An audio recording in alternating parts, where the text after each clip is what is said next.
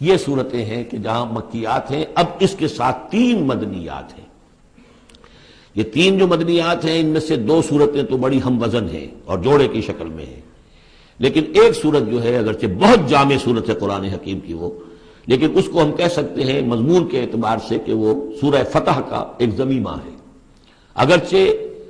اسلامی ریاست کے اصول، اسلامی معاشرے کے لیے بنیادی ہدایات کے اعتبار سے قرآن حکیم کی اہم ترین جامع ترین صورت ہے.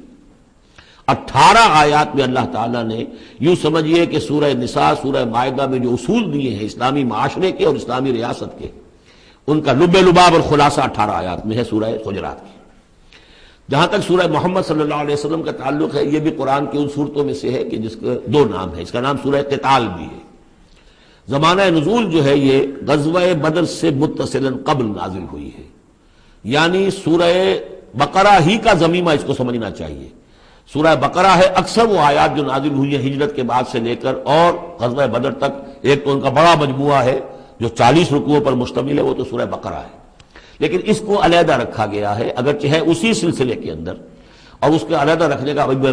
بیان کروں گا کہ سبب کیا ہے. تو گویا کہ اس کو ایک طرح سے سمجھیے کہ زمانہ نزول کے اعتبار سے یہ سورہ بقرہ کا ضمیمہ ہے، غزوہ بدر سے قبل نازل ہوئی. اور اس کا پس منظر کیا ہے کہ جب یہ حضور نے صلی اللہ علیہ وسلم اپنا اقدام کا عمل شروع کیا ہے، یعنی ایک تو 12 برس تک مکے میں تو حکم یہ تھا کہ ہاتھ بندے رکھو، ہاتھ رکے رکھو، نو ریٹیلیشن، ریونج کا کیا سوال، انتقام تو بہت دور کی بات ہے. No raising of hands even in self defence, اپنے بچانے کے لیے بھی ہاتھ نہیں اٹھانے. اگر خباب بن الارت سے کہا گیا کہ اتارے کپڑوں اتار دو، لیٹ جاؤ انگاروں کے اوپر لیٹ جاؤ. حضرت یاسر کو اور حضرت سمیہ کو اور حضرت عمار کو جو کچھ بھی ایذائیں دے رہا تھا ابو جہل، کسی مسلمان کو اجازت نہیں تھی کہ جا کر اس کا ہاتھ پکڑے. نہیں، یہ مرحلہ تھا پیسو ریزسٹنس کا کہ جو تکلیف آئے جھیلو، جوابی کارروائی کوئی نہیں. لیکن اب جیسا کہ ہم سورہ حج میں پڑھ چکے، اذن للذین یقاتلون بانہم ظلموا، اب ایک قتال کا دور شروع ہو گیا. لیکن یہ کہ جو منافقین تھے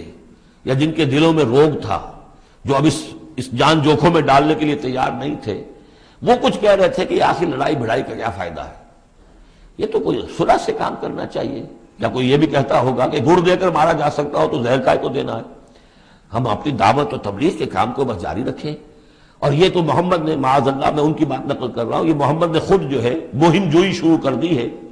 کہ انہوں نے جو ہے ان کو چھیڑ چھاڑ شروع کر دی، ان کے قافلوں کا تعاقب شروع کر دیا، ان کی جو ہے وہ گویا کہ لائف لائن کے اوپر ہاتھ ڈال دیا. تو یہ جو حقیقت اقدام تو کر رہے ہیں یہ خود، اور اس سے گویا کہ لڑائی بھڑائی کا سلسلہ شروع ہو جائے گا. تو ان کے دلوں میں تو تھا روگ نفاق کا کہ وہ چاہتے نہیں تھے کہ ہمارے ایمان کا یہ امتحان ہو جائے کہ ہم سے کہا جائے کہ نکلو اللہ کی راہ میں جان ہتھیلی پر رکھ کر. لیکن وہ جو اس کی آڑ لے رہے تھے وہ کہہ رہے تھے کہ یہ لڑائی بھڑائی اور یہ جو ہے فساد، بلکہ صلح جوئی کے ساتھ معاملہ کرو. اور نوٹ کر لیجیے سورہ بقرہ کے دوسرے رکوع میں آیا تھا وَإِذَا قِيلَ لَهُمْ لَا تُفْسِدُوا فِي الْأَرْضِ قَالُوا إِنَّمَا نَحْنُ مُصْلِحُونَ أَلَا إِنَّهُمْ هُمُ الْمُفْسِدُونَ وَلَٰكِن لَا يَشْعُرُونَ. تو گویا کہ اس جو بھی ہو رہی تھی اس وقت ان کی جو ذہن کی کیفیت تھی، اس میں اللہ تعالیٰ کی طرف سے یہ سورہ مبارکہ نازل ہوئی ہے. اور یہ اسلوب کے اعتبار سے پورے قرآن میں منفرد ہے. بالکل ابرپٹلی شروع ہو رہی ہے، کوئی تمہید نہیں، کوئی حروف مقطعات نہیں، کوئی اللہ کی حمد، کوئی اور شے، کچھ نہیں. قرآن مجید کی عظمت کچھ نہیں، بلکہ الذین، اس سے جملہ شروع ہو رہا ہے جو عام طور پر جملے کے شروع کے لیے عام اسلوب نہیں ہے. پھر یہ کہ وہ جو اسلوب ہوتا ہے آیات کے آخر میں اللہ تعالیٰ کے اسماء اور اللہ کی صفات کا، انہ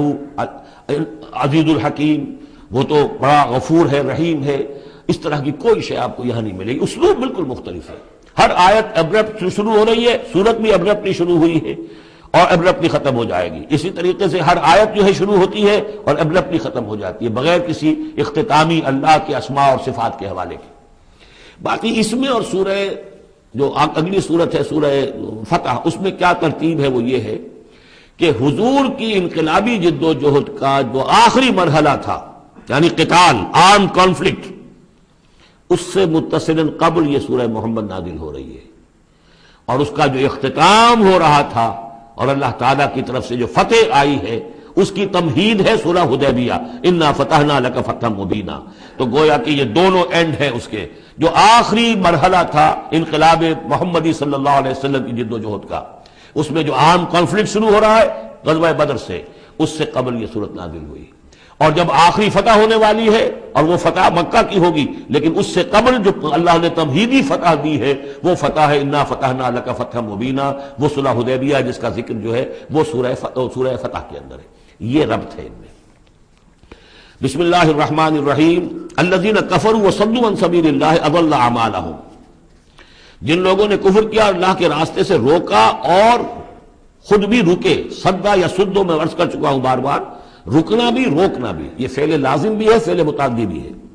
جنہوں نے کفر کیا خود بھی رکے اور دوسروں کو بھی روکا اللہ کے راستے سے، اللہ نے ان کی ساری جد و جہد کو ضائع کر دیا۔ اضل اعمالهم، ان کی ساری کوشش جو تھی اللہ کے دین کے راستے کو روکنے کی، حضور کی دعوت کو کے راستے کو روکنے کی، سب جا چکی، ضائع ہو چکی، اکارت ہو چکی۔ اور اب یہ قافلہ جو ہے دعوت محمدی کا صلی اللہ علیہ وسلم اور انقلاب نبوی کا، یہ اپنے منزل کی طرف بڑھے گا، وہ آخری درجے میں اب شامل ہونے والا ہے۔ والذین آمنوا وعملوا الصالحات وآمنوا بما نزل علی محمد وهو الحق من ربهم کفر عنهم سیئاتهم واصلح بالهم، اور اس کے برعکس جو لوگ ایمان لائے، جنہوں نے نیک عمل کیے اور جو ایمان لائے اس شے پر جو نازل کی گئی ہے محمد پر صلی اللہ علیہ وسلم، وهو الحق، اور وہ حق ہے، من ربهم، ان کے رب کی طرف سے، کفر عنہم سیئاتہم، اللہ نے دور کر دیے، معاف کر دیے ان سے ان کی خطائیں، ان کی غلطیاں، واصلح بالہم، اور ان کے حال کو، ان کی کیفیت کو سنوار دیا، بنا دیا، ان کی سیرتیں، ان کے کردار۔ اب دیکھ لو یہ جو صحابہ کی جماعت جو ہے، ان کی سیرتیں دیکھو، ان کی شخصیتیں دیکھو، اللہ تعالیٰ نے ان کو نکھار کر ان بھٹیوں میں سے گزار کر کے جو مکے میں تھیں، جن میں سے کہ آزمائشوں کی بھٹیوں میں سے نکل کر آئے ہیں تو کندن ہو چکے ہیں، خالص زر خالص۔ ذالک بان الذین کفروا اتبعوا الباطل، یہ اس لیے کہ جن لوگوں نے کفر کیا انہوں نے باطل کی پیروی کی، لہذا وہ تو نتیجہ اس کا وہی نکلنا تھا جو نکل رہا ہے۔ وان الذین آمنوا اتبعوا الحق من ربهم، اور جو لوگ ایمان لائے انہوں نے پیروی کی حق کی جو ان کے رب کی طرف سے آیا ہے۔ کذالک یضرب اللہ للناس امثالهم، اسی طرح اللہ تعالیٰ لوگوں کے لیے ان کی مثالیں بیان کرتا ہے۔ فَإِذَا لَقِيتُمُ الَّذِينَ كَفَرُوا فَضَرْبَ الرِّقَابِ، اب یہ ہے آیت جو مشکلات القرآن میں سے ہے۔ اس کی وجہ کیا ہے کہ اس میں بھی ایک تقدیم و تاخیر ہے۔ تقدیم و تاخیر کا اصول میں بتا چکا ہوں، قرآن مجید میں ہوتا ہے اس کے آہنگ کی وجہ سے، اور غور کرنا پڑتا ہے کہ اس کی اصل ترتیب کیا ہے، اور اس سے پھر بات واضح ہوتی ہے۔ تو یہ قانون دیا جا رہا ہے، اسی کا حوالہ تھا سورہ انفال میں کہ اگر یہ پہلے سے بات نہ آ گئی ہوتی تو اے مسلمانوں، تم نے جو یہ قیدیوں کو زر فدیہ لے کر چھوڑنے کا فیصلہ کیا ہے، اس پر تم پر بڑی سخت گرفت ہوتی ہے اللہ کی، لیکن چونکہ یہ آیت آ چکی تھی اب وہ اس کی وضاحت میں کر دوں گا آپ کو۔ فَإِذَا لَقِيتُمُ الَّذِينَ كَفَرُوا، تو اے مسلمانوں جب اب تمہاری مٹ بھیڑ ہو کافروں سے، اب جو ہے آرم کانفلکٹ شروع ہونا ہے، اب تلوار سے ٹکرائے گی، میدان میں تمہیں آنا پڑے گا، تو اس کا قاعدہ کیا ہے؟ فَضَرْبَ الرِّقَابِ، تو ان کی گردنوں کو مارنا ہے، پہلا کام یہ ہے، ان کی گردنیں مارو، انہیں قتل کرو۔ حَتَّى إِذَا أَسْخَنْتُمُوهُمْ، یہاں تک کہ جب تم ان کو اچھی طریقے سے کچل دو، ان کی طاقت ختم ہو جائے، فَشُدُّ الْوَثَاقَ، پھر تم ان کو قیدی بنا سکتے ہو، پھر باندھو ان کو مضبوطی کے ساتھ۔ فَإِمَّا مَنًّا بَعْدُ وَإِمَّا فِدَاءً حَتَّى تَضَعَ الْحَرْبُ أَوْزَارَهَا، اور پھر چاہے تو انہیں اس کے بعد جو ہے تم چھوڑ سکتے ہو احسان رکھ کر، بغیر فدیہ لیے، اور وَإِمَّا فِدَاءً، یا فدیہ لے کر، حَتَّى تَضَعَ الْحَرْبُ أَوْزَارَهَا، یہاں تک کہ جنگ جو ہے وہ اپنے ہتھیار رکھ دے، ڈال دے۔ اس میں ہے اصل میں تقدیم و تاخیر، یہ پہلے ہے حَتَّى إِذَا أَسْخَنْتُمُوهُمْ فَشُدُّوا الْوَثَاقَ حَتَّى تَضَعَ الْحَرْبُ أَوْزَارَهَا فَإِمَّا مَنًّا بَعْدُ وَإِمَّا فِدَاءً، یعنی یہ کہ جب تمہارا مقابلہ کافروں سے ہو تو پہلے مرحلہ یہ ہے کہ ان کی گردنیں مارو، پھر جب ان کی قوت کچھ نہیں جائے پھر تم انہیں قیدی بنا سکتے ہو، جب تک کہ جنگ اپنے ہتھیار بالکل رکھ دے۔ اب اس کو سمجھ لیجئے کہ ایک ہوتی ہے بیٹلز، ایک ہوتی ہے وار۔ بدر جنگ تھی لیکن بیٹل کی نوعیت کی تھی، وار تو 6 سال تک چلنی ہے۔ Battle of Badr, battle of Uhud, battle of Ahzab, battle of Bani Almustaliq, battle بنا معلوم کتنی بیٹلز ہیں۔ یہ 6 سال تک مسلسل جنگ ہے، جس میں کہ تھوڑا سا وقفہ آیا صلح حدیبیہ کی وجہ سے، ورنہ تو جا رہا ہے۔ وار واز کنٹینیوئنگ، وار ابھی ختم نہیں ہوئی ہے، ایک بیٹل ختم ہوئی ہے، ایک مہم ختم ہوئی ہے، ایک لڑائی ختم ہوئی ہے، جنگ تو جاری ہے۔ حتیٰ تضع الحرب اوزارہا، جبکہ وہ جنگ اپنے ہتھیار رکھ دے، یعنی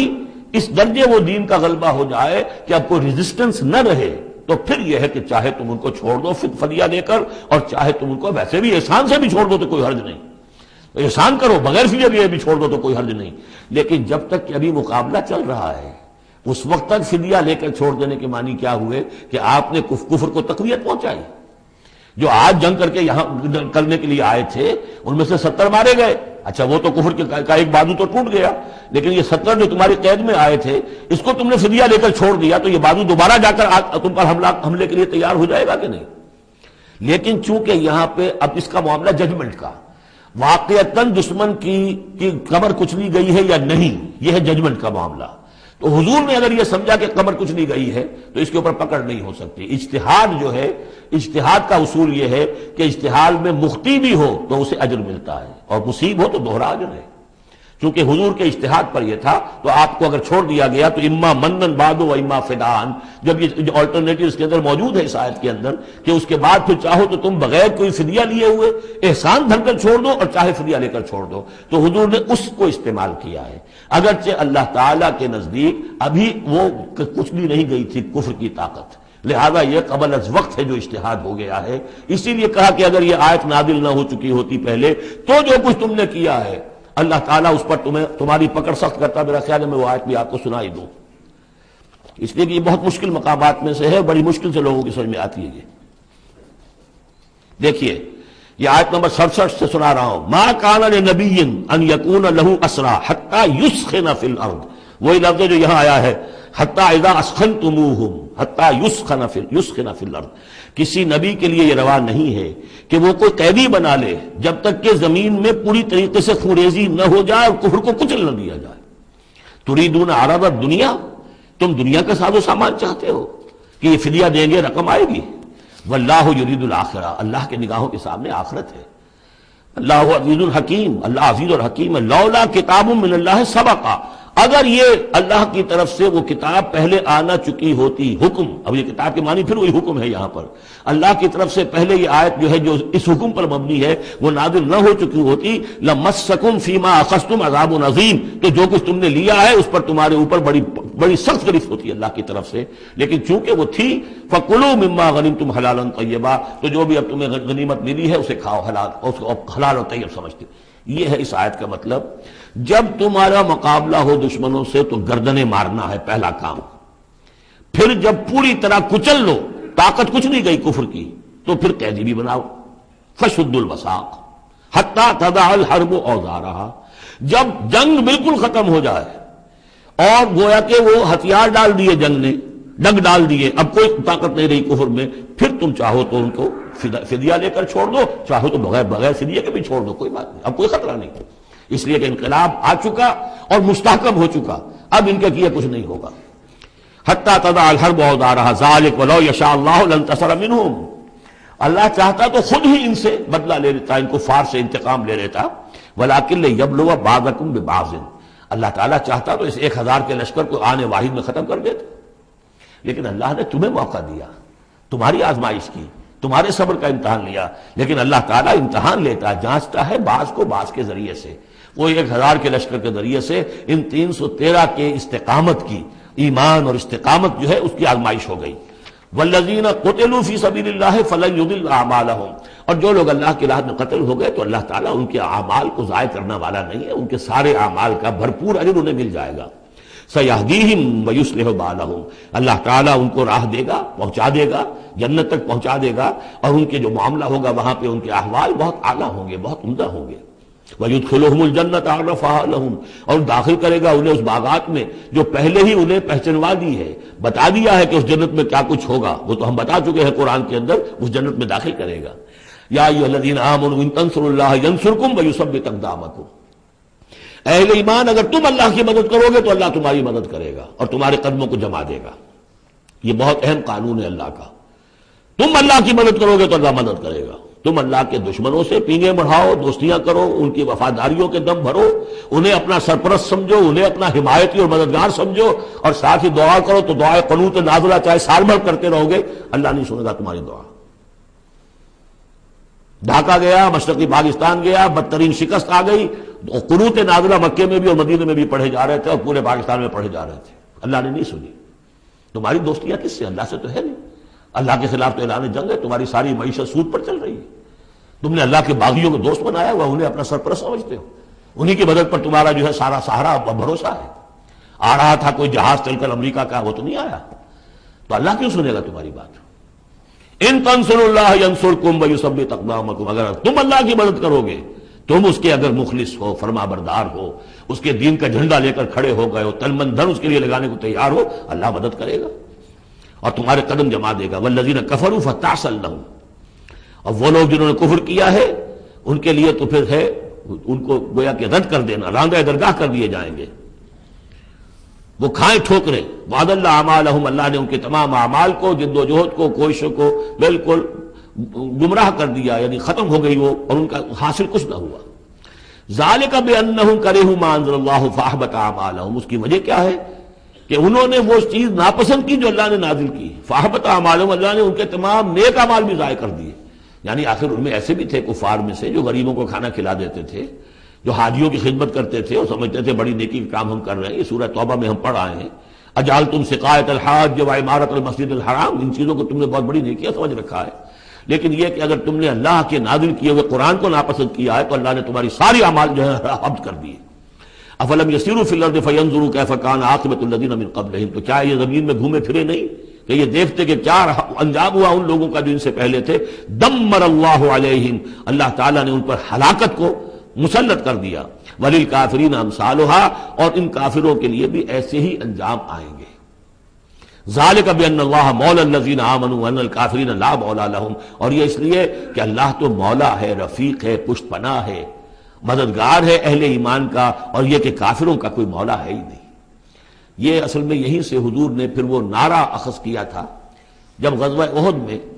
جب وقتی طور پر مسلمانوں کی شکست ہو گئی اور حضور بھی اور صحابہ بھی پھر پہاڑ کے اوپر چڑھ گئے احد پر، اور اس کے بعد پھر جو دامن میں کھڑے ہوئے تھے جو کفار کے اس وقت کے سربراہ تھے، اس میں ابو سفیان تھے اور خالد بن ولید جو بعد میں دونوں ایمان لے آئے صحابہ میں سے ہیں۔ تو اس وقت یہ ہے کہ ابو سفیان نے نعرہ لگایا تھا، لنا عزا ولا عزا لکم، ہمارے لیے عزا جیسی دیوی ہے، اس نے ہماری مدد کی ہے، تمہارے لیے تو عزا ہے ہی نہیں۔ تو حضور نے کہا تھا مسلمانوں سے جواب دو، اللہ مولانا ولا مولا لکم، اللہ ہمارا مولا ہے، تمہارا کوئی مولا نہیں۔ اس نے کہا تھا اعلی حبل، لیکن یہ کہ اس کے جواب میں کہا گیا اللہ اکبر، اللہ سب سے اعلیٰ بھی ہے، بڑا بھی ہے۔ تو یہ جو نعرہ ہے کہ اللہ مولانا ولا مولا لکم، ذالک بان اللہ مولا الذین آمنوا وان الکافرین لا مولا لہم، ان اللہ یدخل الذین آمنوا وعملوا الصالحات جنات تجری من تحتها الانہار، یقیناً اللہ تعالیٰ داخل کرے گا ان لوگوں کو جو ایمان لائے، جن نے نیک عمل کیے، ان باغات میں جن کے دامن میں ندیاں بہتی ہوں گی۔ والذین کفروا یتمتعون ویاکلون کما تاکل الانعام، اور وہ لوگ جو کفر کر رہے ہیں وہ کھا پی رہے ہیں، عیش اڑا رہے ہیں دنیا میں، کھا رہے ہیں جیسے کہ حیوانات بھی کھاتے ہیں۔ والنار مثوی لکم، لیکن یہ کہ بالآخر ان کا ٹھکانہ جو ہے وہ آگ ہے۔ وَكَأَيٍّ مِّن قَرْيَةٍ هِيَ أَشَدُّ قُوَّةً مِّن قَرْيَتِكَ الَّتِي أَخْرَجَتْكَ، اور اے نبی کتنی ہی بستیاں ایسی گزری ہیں کہ جو اس بستی سے کہیں زیادہ قوت میں تھیں جس نے آپ کو نکلنے پر مجبور کیا ہے۔ مکے سے بڑے بڑے شہر تھے، ان سے بڑی اس کی جو ہے قوتیں تھیں، بڑی طاقتور قومیں وہاں رہتی تھیں۔ تو یہ جو بستی جس نے کہ آپ کو وہاں سے نکلنے پر مجبور کیا ہے، اس سے کہیں زیادہ بڑی جو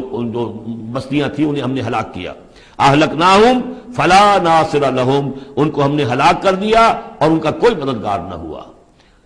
افمن کان علی بینۃ من ربہ کمن زین لہ سوء عملہ، تو بھلا وہ شخص جو اپنے رب کی طرف سے بینہ پر ہے، اس کی سرشت اور اس کی فطرت نیک ہے، اور پھر یہ کہ اس کو اللہ تعالیٰ نے جو ہدایت دی ہے وہ اس پر قائم ہے، کمن زین لہ سوء عملہ، کیا وہ اس جیسا ہو جائے گا کہ جس کے اعمال اس کے لیے مزین کر دیے گئے ہیں، برے اعمال اس کے، لیکن اسے محسوس ہوتا ہے کہ بڑے شاندار میرے اعمال ہیں، میری تہذیب،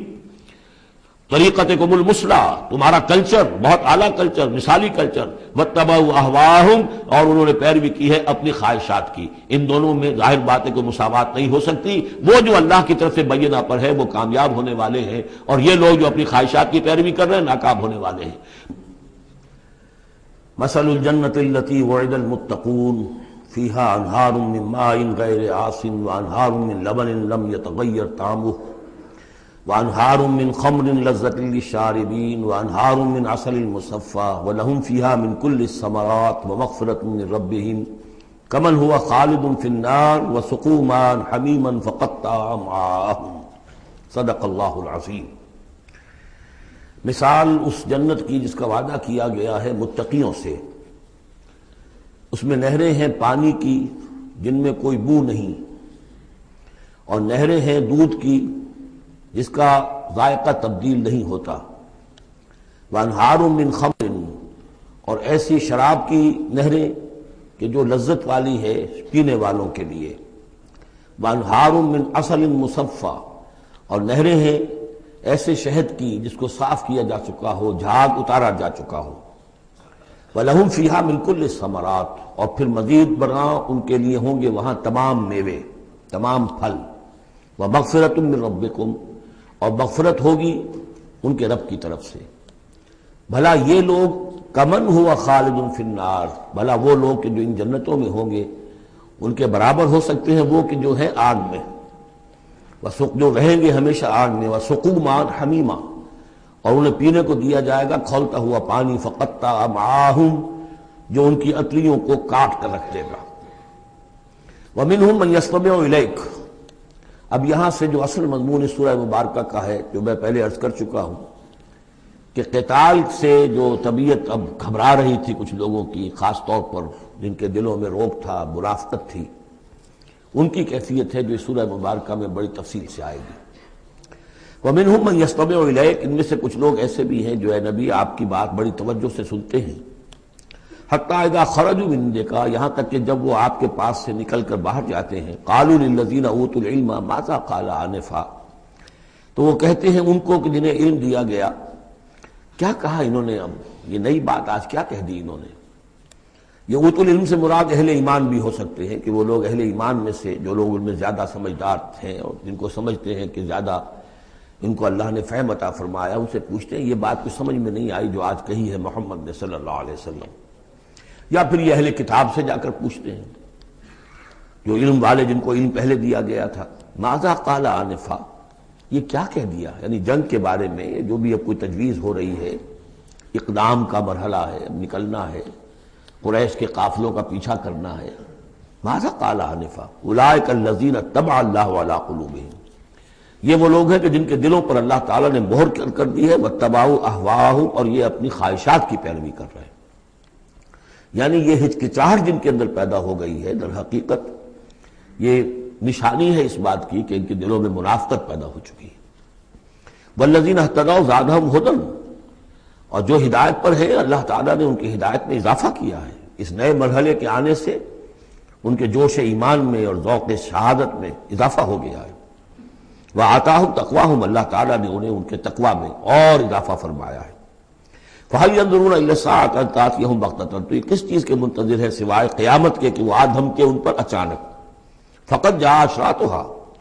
اس کی علامتیں تو آ چکی ہیں، یعنی قیامت کی سب سے بڑی علامت جو ہے وہ در حقیقت حضور صلی اللہ علیہ وسلم کی بعثت ہے، جو کہ آپ آخری رسول ہیں، اور آپ نے فرمایا بھی ہے کہ بعثت انا والساعۃ کہاتین، دونوں انگلیوں کو آپ نے جوڑا، میں اور قیامت اس طریقے سے جڑے ہوئے، اب میرے بعد کوئی اور نبی نہیں،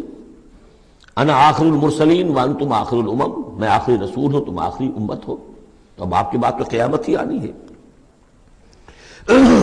فَأَنَّىٰ لَهُمْ إِذَا جَاءَتْهُمْ ذِكْرَاهُمْ،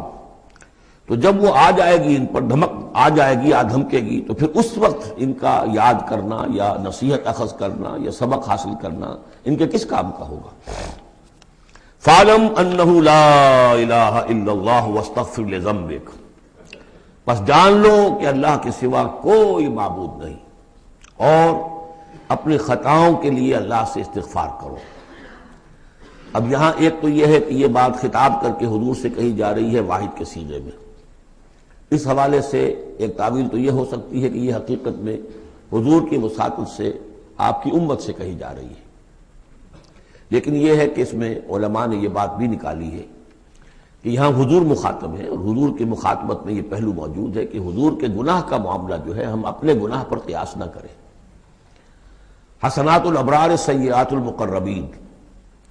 حضور کی تو جو انٹینسٹی ہوتی تھی تعلق با اللہ کی شدید، اس میں ذرا سی کمی آتی تھی تو آپ اسے بھی سمجھتے تھے کہ بہت بڑی کوتاہی مجھ سے ہو گئی ہے۔ گویا کہ ہمارے لیے تو کہیں بمشکل کبھی اللہ تعالیٰ کی خصوصی عنایت سے طبیعت کے اندر انشراح ہو جائے تو یہ بہت بڑی نعمت ہے، اور حضور کے لیے وہ تو انشراح تو ہر وقت رہتا ہی تھا۔ اگر ذرا سا کہیں کسی مسئلے میں تھوڑی سی اس انشراح کی شدت میں کمی آ جائے تو آپ اسے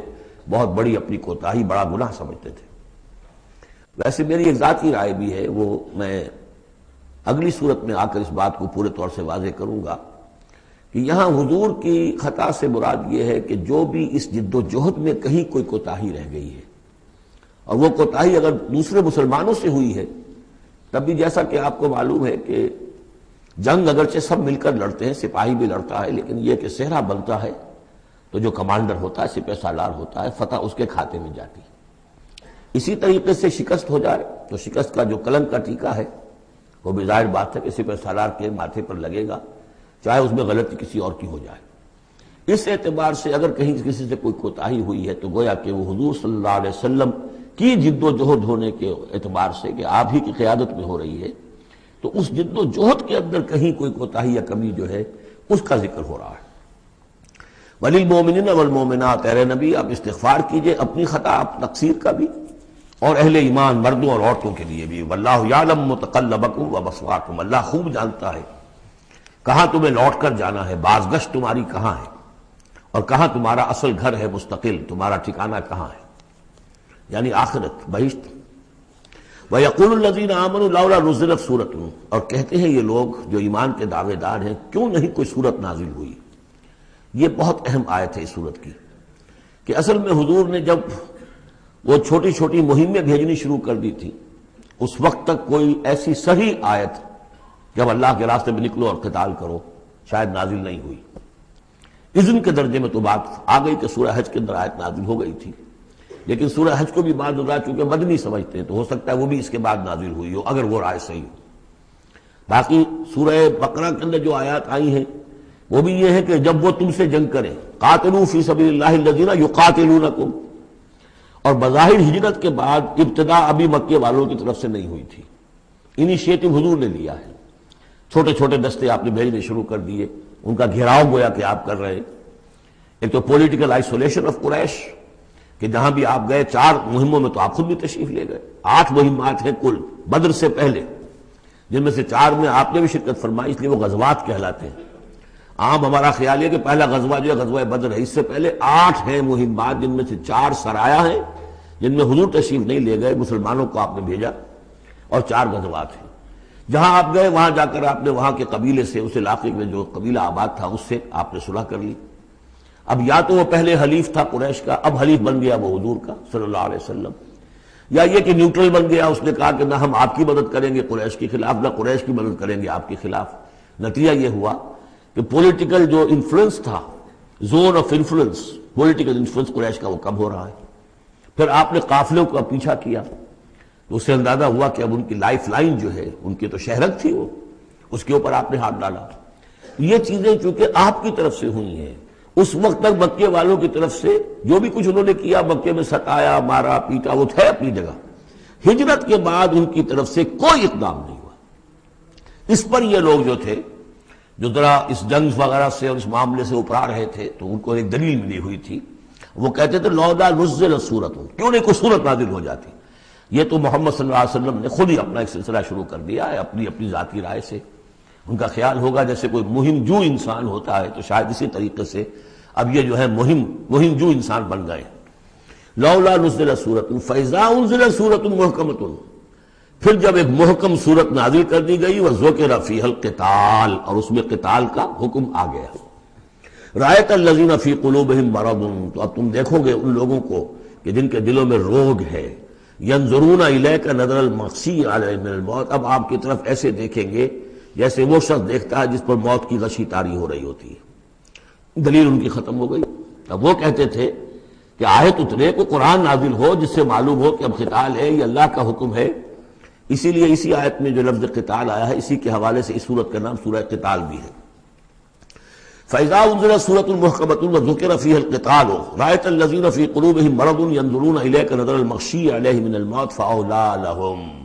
تو افسوس ہے ان پر، بربادی ہے ان کے لیے۔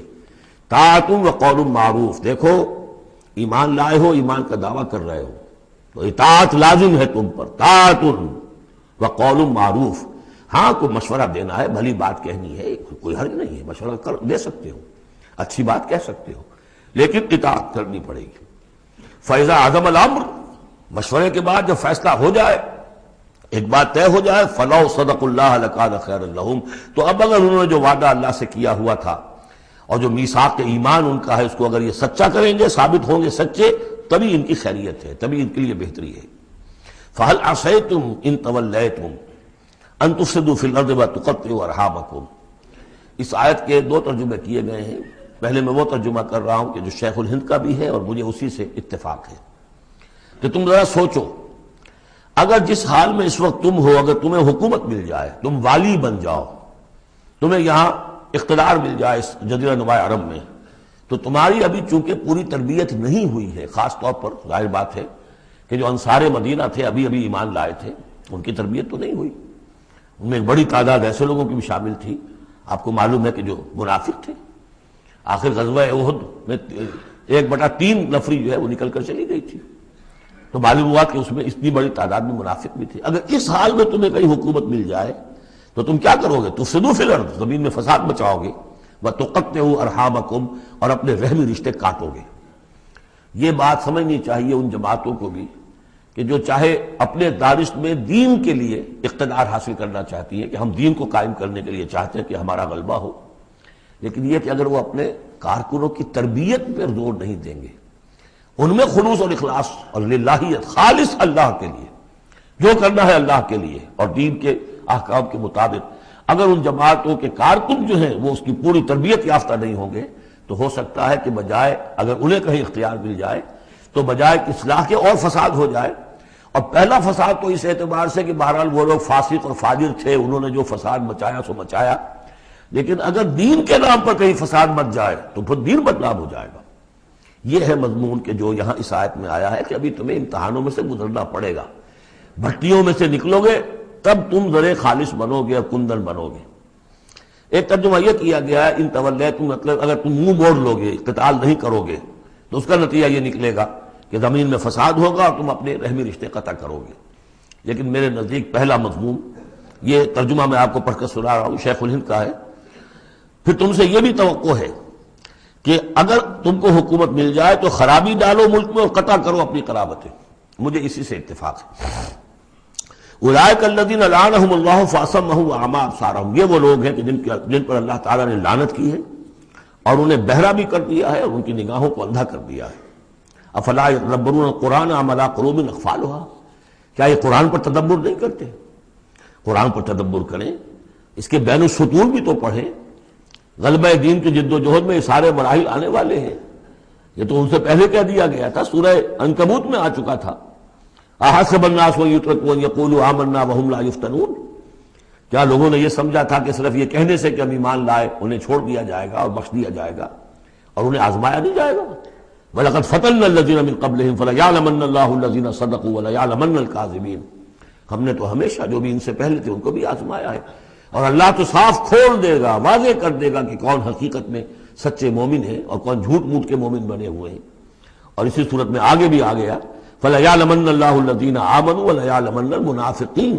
اللہ تو بالکل دودھ کا دودھ پانی کا پانی جدا کر دے گا کہ اللہ تعالیٰ کھول دے گا کہ کون واقعی مومن اور کون منافق ہے. تو کیا یہ لوگ قرآن پر تدبر نہیں کرتے یا ان کے دلوں پر کفر پڑ چکے ہیں؟ ان الذین ارتدوا علی ادبارہم من بعد ما تبین لہم الہدی، یقیناً وہ لوگ جو اپنی پیٹھوں کے بل مڑ جائیں گے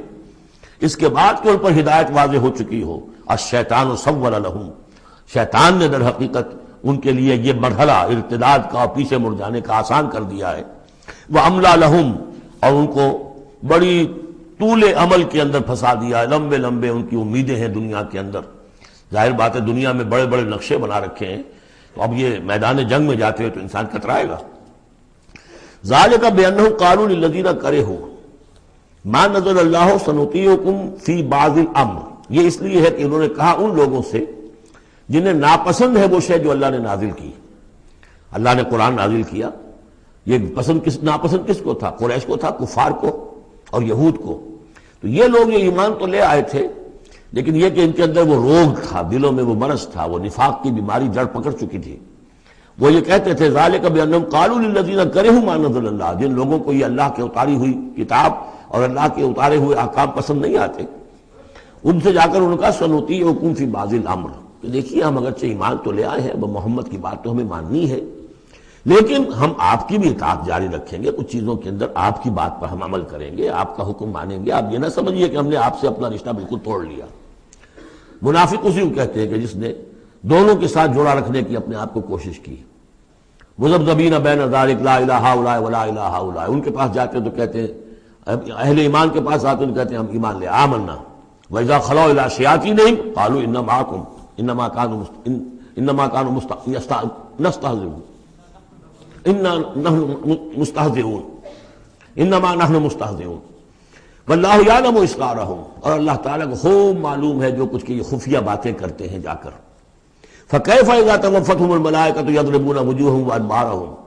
تو کیا حال ہوگا ان کا جب کہ ان کی جانیں قبض کریں گے فرشتے، ان کے چہروں پر ضرب لگاتے ہوئے اور ان کی پیٹھوں کے اوپر ضرب لگاتے ہوئے۔ ذَلِكَ بِأَنَّهُمُ اتَّبَعُوا مَا أَسْخَطَ اللَّهُ، یہ اس لیے کہ انہوں نے پیروی اس چیز کی جو اللہ کو ناپسند ہے، وَكَرِهُوا رِضْوَانَهُ، اور ناپسند کیا انہوں نے اللہ کی رضا کو، فَأَحْبَطَ أَعْمَالَهُمْ، تو اللہ نے ان کے سارے اعمال اکارت کر دیے، حبط کر دیے۔ یعنی اب تک انہوں نے حضور کے پیچھے نمازیں جو پڑھی ہیں اور جو بھی کوئی نیکیاں کی ہیں، اب جب مرحلہ آ گیا ہے قتال کا اور یہ جی چرا رہے ہیں، تو گویا کہ وہ سارے ان کے اب تک کے جو اعمال ہیں وہ حبط ہو جائیں گے۔ ام حسب الذین فی قلوبہم مرض ان لن یخرج اللہ اضغانہم، کیا سمجھا تھا ان لوگوں نے کہ جن کے دلوں میں یہ روگ ہے کہ اللہ تعالیٰ ان کے کھوٹ کو ظاہر نہیں کرے گا، وہ اپنے کھوٹ کو اندر جو نفاق کی بیماری لیے پھرتے ہیں اس کو چھپائے رکھ سکیں گے؟ انہوں نے یہ سمجھا تھا، اللہ تعالیٰ نے تو اسے واضح کرنا تھا، فَلَيَعْلَمَنَّ اللَّهُ الَّذِينَ آمَنُوا وَلَيَعْلَمَنَّ الْمُنَافِقِينَ۔ تو ام حسب الذین فی قلوبہم مرض ان لن یخرج اللہ اضغانہم،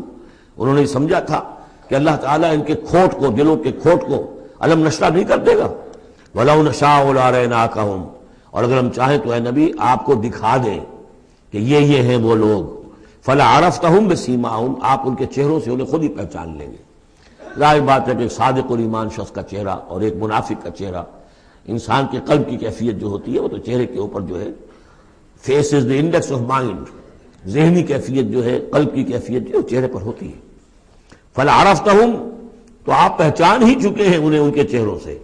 وَلَتَعْرِفَنَّهُمْ فِي لَحْنِ الْقَوْلِ، اور مزید آپ پہچان لیں گے انہیں ان کی گفتگو کے ڈھب سے، انداز سے۔ گفتگو میں بھی ظاہر بات ہے کچھ چاپلوسی کریں گے، کچھ ہیر پھیر ڈالیں گے، ایک مخلص آدمی کی گفتگو اور ایک اس طرح کے شخص کی گفتگو زمین و آسمان کا فرق ہوتا ہے۔ واللہ یعلم اعمالکم، اللہ تمہارے اعمال کو خوب جانتا ہے۔ وَلَنَبْلُوَنَّكُمْ حَتَّى نَعْلَمَ الْمُجَاهِدِينَ مِنْكُمْ وَالصَّابِرِينَ، اور ہم تو لازماً آزمائیں گے تمہیں، یہاں تک کہ ہم، ترجمہ تو ہوگا ہم معلوم کر لیں، ہمیں علم ہو جائے، لیکن چونکہ اہل سنت کا عقیدہ یہ کہ اللہ کا علم تو قدیم ہے، تو یہاں ہم اس کی ترجمانی کرتے ہوئے کہتے ہیں ہم ظاہر کر دیں گے اس کو تاکہ سب کے علم میں آ جائے، سب دیکھ لیں، ہم آزمائیں گے تمہیں یہاں تک کہ سب دیکھ لیں کہ مجاہدین کون ہیں تم میں سے، حتی نعلم المجاہدین منکم والصابرین، اور وہ جو صبر کرنے والے ہیں، وَنَبْلُوَ أَخْبَارَكُمْ، اور ہم تمہارے سارے حالات کی پوری طریقے سے تحقیق کر لیں۔ یہ تقریباً سمجھیے کہ وہ آیت جو آئی تھی سورہ بقرہ میں، وَلَنَبْلُوَنَّكُمْ بِشَيْءٍ مِّنَ الْخَوْفِ وَالْجُوعِ وَنَقْصٍ مِّنَ الْأَمْوَالِ وَالْأَنفُسِ وَالثَّمَرَاتِ، ابھی وہاں چونکہ قتال کا حکم نہیں آیا تھا اس لیے وہاں پر ابھی جنگ کا تذکرہ نہیں تھا، یہ تو تھا کہ ہم تمہیں آزمائیں گے بھوک سے اور جانی اور مال کے نقصان سے اور ثمرات کے ضیاع سے، لیکن یہاں اسی آیت کو ایکسٹینشن سمجھیے، وَلَنَبْلُوَنَّكُمْ حَتَّى نَعْلَمَ الْمُجَاهِدِينَ مِنْكُمْ وَالصَّابِرِينَ، تاکہ ہم دیکھ لیں کون ہیں وہ جو واقعتاً جہاد کرنے والے ہیں، صبر کرنے والے ہیں، اور ان کی پوری طرح جانچ پرکھ کر لیں۔ ان الذين كفروا وصدوا عن سبيل الله وشاقوا الرسول من بعد ما تبين له الهدى لن يضروا الله شيئا، یقیناً وہ لوگ جنہوں نے کفر کیا اور جو روکتے رہے لوگوں کو بھی اللہ کے راستے سے اور اللہ کی اور اس کے رسول کی مخالفت میں سرگرم رہے، زدہ میں پڑ گئے، من بعد ما تبين لهم الهدى، اس کے بعد کہ ان کے لیے ہدایت واضح ہو چکی تھی، لن يضروا الله شيئا، وہ اللہ کا کچھ نہیں بگاڑ سکیں گے، وسيحبط اعمالهم، اللہ تعالیٰ ان کے اعمال کو بھی حبط کر دے گا۔ یعنی اس پہلے ذکر تھا منافقین کا، اب یہاں کفار مکہ کا ذکر ہے۔ ان کے اعمال کیا تھے؟ وہی حاجیوں کی خدمت کرتے تھے، اجعلتم سقایۃ الحاج و عمارۃ المسجد الحرام کمن آمن باللہ والیوم الآخر، اور یہ کہ بہرحال اور بھی کچھ دے، کسی نے کھانا کھلا دیا، کسی کو کچھ اور کر دیا، اور پھر یہ کہ جو کچھ انہوں نے جد و جہد کی ہے، انہوں نے بھی مال خرچ کیے ہیں، جنگیں کی ہیں۔ بدر میں آئے تھے تبھی تو بہت سے لوگوں نے کفار نے انفاق کیا تھا، تبھی تو ساز و سامان تیار ہوا تھا، 900 اونٹ لے کر نکلے تھے، روزانہ ایک دن 10 ایک دن 9 اونٹ تو ذبح ہو رہے تھے وہ فوج کو جو کھانا کھلانے کے لیے، تو آخر لوگوں نے کنٹریبیوٹ کیا تھا، تو یہ سارے اعمال ان کے اکارت چلے گئے۔ یا ایھا الذین آمنوا اطیعوا اللہ واطیعوا الرسول ولا تبطلوا اعمالکم، اے اہل ایمان اللہ کی اطاعت کرو اور اس کے رسول کی اطاعت کرو، لا تبطلوا اعمال، اپنے اعمال ضائع نہ کرا بیٹھنا، یعنی اب تک اگر تم نے کچھ اعمال کیے ہیں، کوئی محنت بھی کی ہے، کچھ انفاق بھی کیا ہے، کچھ اور جد و جہد کی ہے، لیکن اب جو یہ مرحلہ نیا آ گیا ہے، اس کو یوں سمجھیے اب امر حال یہ ہے،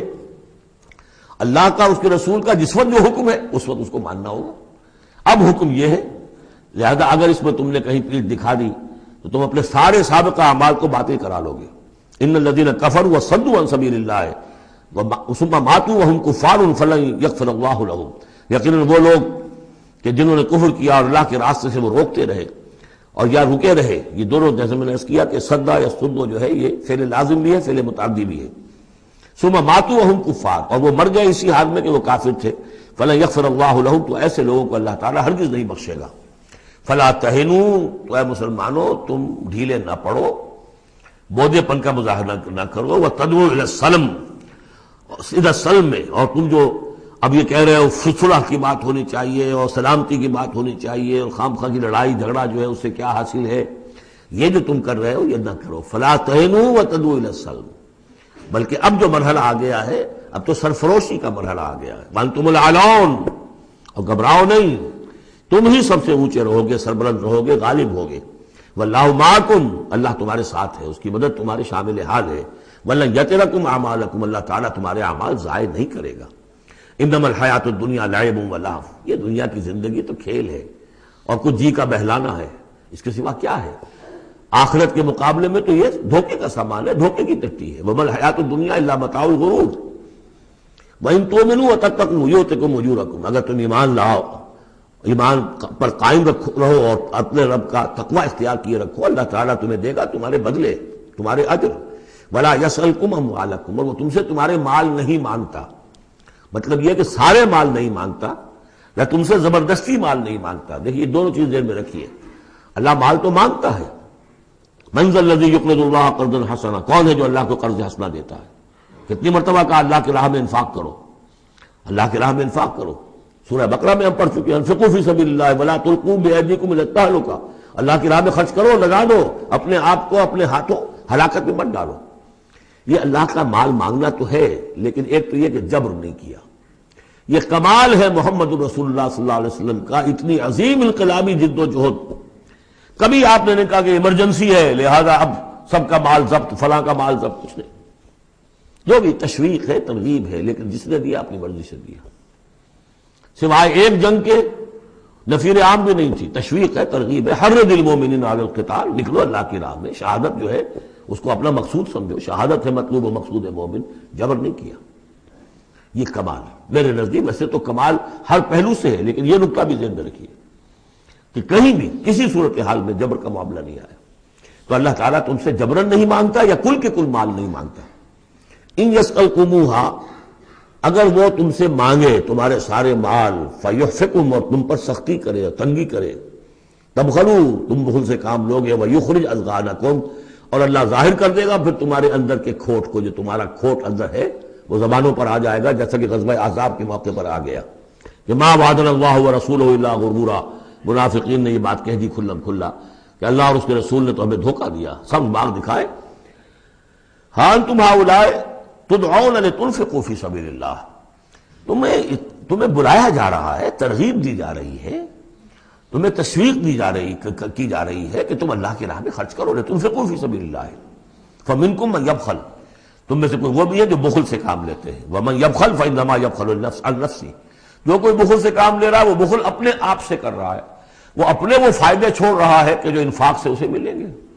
ایک کے 700 ملتے ہوں تو اگر نہیں دے رہے آپ ایک تو کس کا گھاٹا کیا؟ اپنا نقصان کیا نا،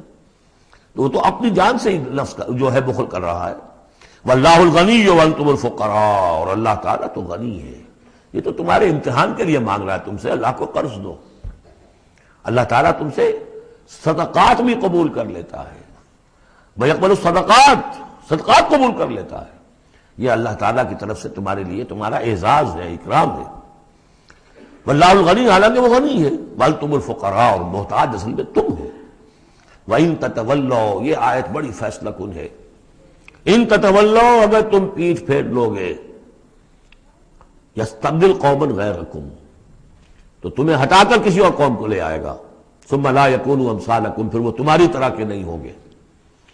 اب یہ ہو سکتا ہے کہ اس کا اطلاق جو ہے اس وقت کے کچھ لوگوں پر بھی ہوا ہو کہ جنہوں نے منافقت کی بنا پر پیٹھ موڑ لی، اللہ نے اپنے نبی کے لیے ان سے زیادہ جو ہے جانثار قسم کے اہل ایمان جو ہے وہ فراہم کر دیے۔ لیکن یہی آیت جو ہے اس اعتبار سے کہ حضور کی بعثت اصلی، بعثت خصوصی امیین کے لیے تھی، بنی اسماعیل اور عرب کے مشرکین جو ان کے تابع تھے، ان کے لیے یہ کہ یہ بات ان سے کہی جا رہی ہے کہ اب تمہیں سے امت بنی ہے۔ امت المسلمہ کن سے بنی ہے؟ اس کا نیوکلیس اہل عرب، وہی امت عرب کے لوگ۔ اگر یہ مشن جو تمہارے حوالے ہوا ہے، کذالک جعلناکم امۃ وسطا لتکونوا شہداء علی الناس ویکون الرسول علیکم شہیدا، اگر تم نے اس مشن سے منہ موڑ لیا تو اللہ تمہیں ہٹائے گا، معزول کر دے گا، کسی اور قوم کو لے آئے گا۔ چنانچہ میرے نزدیک اس آیت کا ظہور ہوا ہے بتمام و کمال 13ویں صدی عیسوی میں، جبکہ اللہ تعالیٰ نے عربوں کو امت مسلمہ کی قیادت سے معزول کر دیا۔ 1258 عیسوی میں سقوط بغداد ہوا، ہلاکو کے ہاتھوں جو مسلمانوں پر تاتاریوں کے ہاتھوں بیتی ہے، کروڑوں مسلمان قتل ہوئے اس وقت، معمولی نہیں۔ اور آخری خلیفہ بنو عباس کا، اس کو کھینچ کر محل سے گھسیٹ کر باہر نکالا گیا، جانور کی ایک کھال میں لپیٹ کر تاتاریوں نے اپنے گھوڑوں کے سموں تلے اسے کچل دیا۔ وہ گویا کہ عربوں کی کا معزول ہونا تھا امت مسلمہ کی قیادت سے۔ اس کے بعد کچھ عرصہ گزرا ہے، لیکن پھر اللہ نے وہ ایک معجزہ دکھایا کہ انہی تاتاریوں میں سے کتنی قومیں ایمان لے آئیں۔ ہے آیا فتنہ تاتار کے افسانے سے،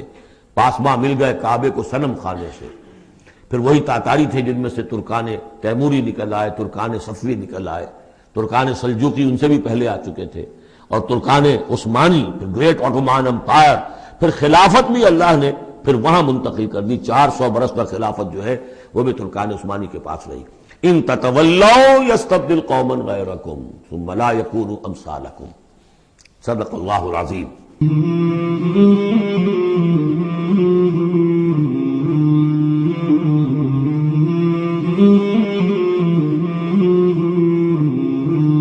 مولاي صل وسلم دائما ابدا على حبيبك خير الخلق كلهم، مولاي صل وسلم دائما ابدا على حبيبك خير الخلق كلهم، مولاي صل وسلم دائما